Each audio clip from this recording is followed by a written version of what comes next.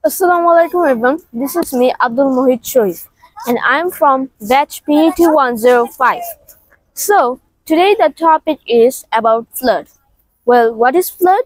You may ask. Flood is a natural disaster where many people loses their life or their relatives or their loved ones get missing or they get in another place. So I'm gonna say some few advantages and some disadvantages. Now there are few advantages and there's a lot of disadvantages.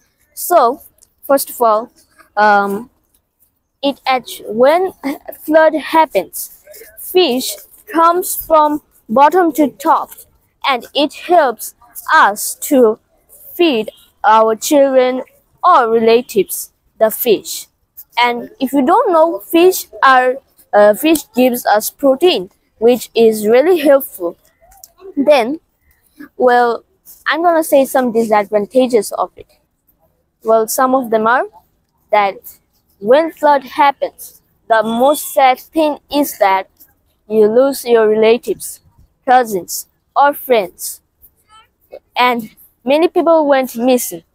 Last last time when flood happened, that time more than 1 lakh children got missing or died by flood. And this is really serious. When flood will happen again in Bangladesh, it may cause a lot of damage. Now, in my surroundings, it looks really beautiful, but when flood will happen, it may cause disasters. For example, there in front of me there is a bridge. Well, that bridge may break due to flood. Now, I'm not sure it may break or not, but this is very serious. Well, it also damages in our surroundings or environment, which is really sad.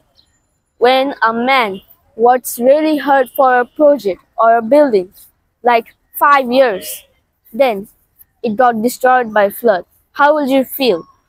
Then, as it is a natural disaster, it happens due to trees.